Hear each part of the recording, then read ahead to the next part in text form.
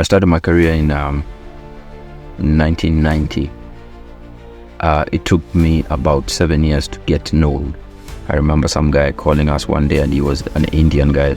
He was crying his eyes out and saying, "Man, this song has touched me so deeply because you guys have talked to me in my room." You know, they said, "Look, we have a new hook. It's called Unworkable." And I'm like, okay, I can understand. Yeah, you short mbili tatu za Kenya King zikanionyesha mazee nimeke beat ingine. Hata ukiniambia nirudie beat mpaka leo siwezi rudia. Fast forward from 2002, it's 22 years later, and it's still part of a revolution. Every time I'm in a studio, that's my biggest fear. Like, is what I'm making going to be relevant after I'm dead?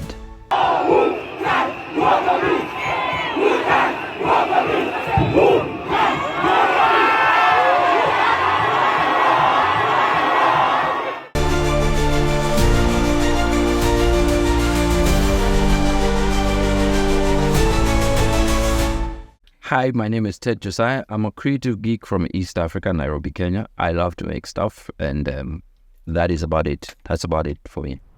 As a creative, when you start your career, I started very much like everybody else. You start by copying. As creatives, the first step of creativity is to copy, to mimic. You mimic so that you can develop your own style.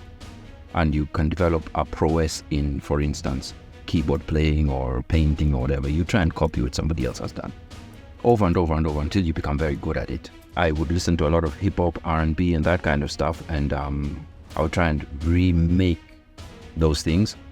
Then I tried to compose on top of those kind of rhythms and grooves.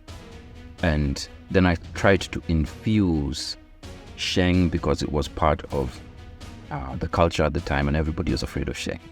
You had growing up, and I should say this because it's of historical value. There was general service, which was pure English, so you'd have Kenny Rogers and country music and Dolly Parton and all of that nonsense. And then you'd have Swahili service, and they would play River Road type music that was in Swahili, and Fadhili Williams and Fundi Konde and all those guys, Kina Daudi Kabaka. There was no urban music. So hip-hop had been emerging, R&B had been emerging big time. You had Casey and Georgia, you had Boyz II Men, you had Ruffins, you had so many other people like that. And then you had Tupac, Biggie, and the whole, Lost Boys, all of that happening.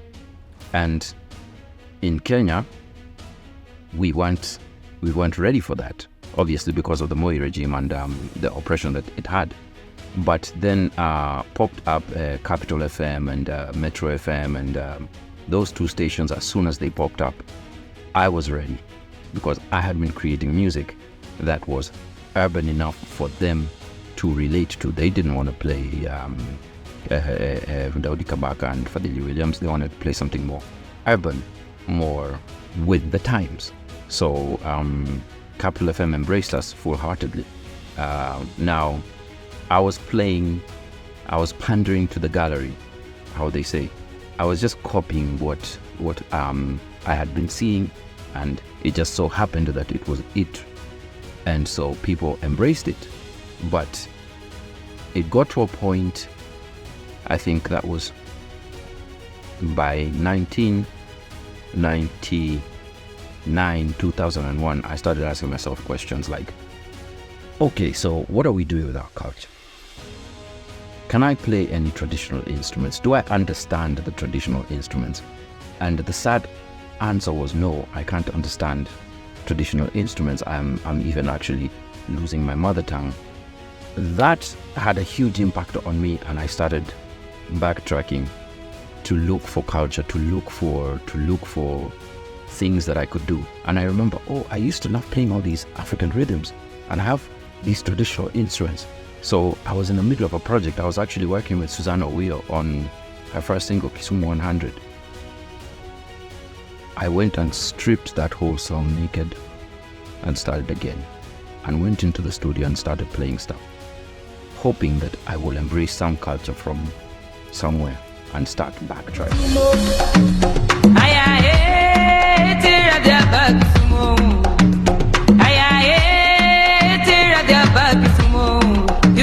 After that, I worked with Susanna Obio. I worked with a group called YOYO from Madare, a group called Unasi, a lot of Afrofusion artists, Abim Dunia, Achieng Abura, and all of them started getting embraced internationally. And I realized all this stuff we were copying, nobody really passed outside of Africa, outside of Nairobi, outside of Kenya, wanted to hear it.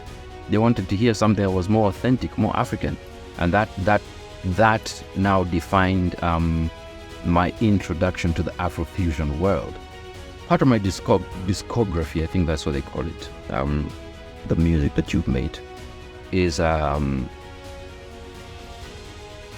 Hardstone with the song Ohiki, which was a remix of Marvin Gaye's Sexual Healing.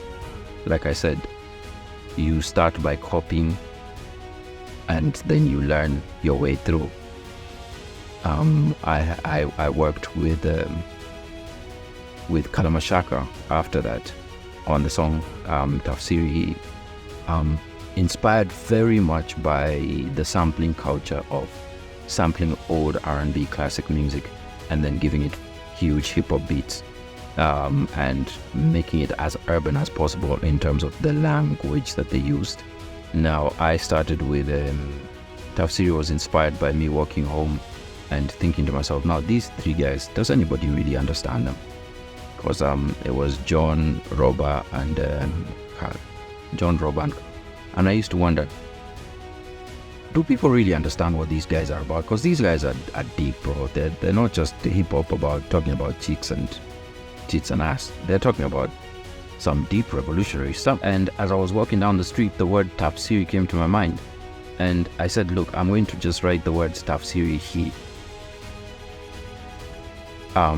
And then it became Tafsiri Hi Maisha Kule Dini Mazi. Ninalia nikitumia MIC. And then I told them how I wanted them to define themselves to the audience.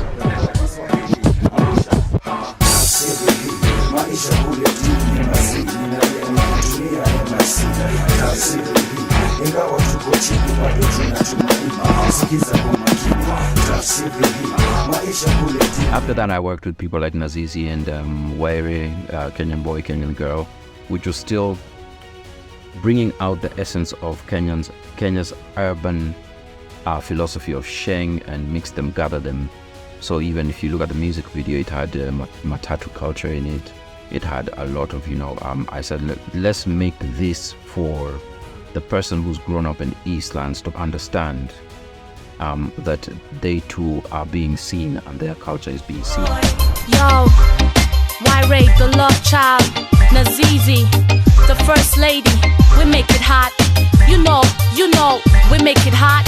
Kenyan girl, won't you come take a walk with me? And it did very well. Kenyan boy, Kenyan girl, Bless My Room did well. I remember some guy calling us one day and he was an Indian guy. He was crying his eyes out and saying, man, this song has touched me so deeply because you guys have talked to me in my room. In case you don't. And I wake up early in the morning and say I pray I love you. Then I moved to work with people like Dij, Dij was when I was experimenting more with the jazz, fusion, R&B, Swahili, deep poetry, not Sheng now, but Methali, very deep poetry. And from there, I just, it was a political season, everybody's doing politics. And these two guys who I had been working with through the times, Gidi Gidi Majimaji, one day come and he said, we have a new book, it's called Unworkable. And I'm like, okay, I can understand. Yeah, you can't be free, you can't be shaken, you can't be, was it Tishwa? I said, yeah, let's do this, but it has to be hard. So, short mbili tatu za Kenya King zikanionyesha mazeni make beat ingine. Hata ukiniambia nirudie beat mpaka leo, siwezi rudia.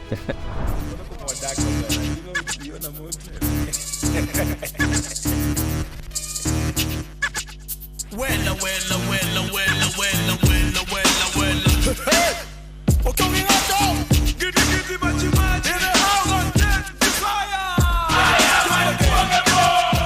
fast forward from 2002, it's 22 years later, and it's still part of a revolution.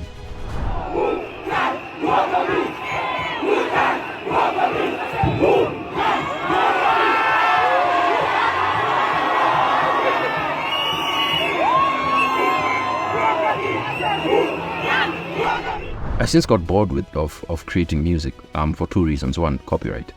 Copyright in Kenya is crap. I've never gotten a coin.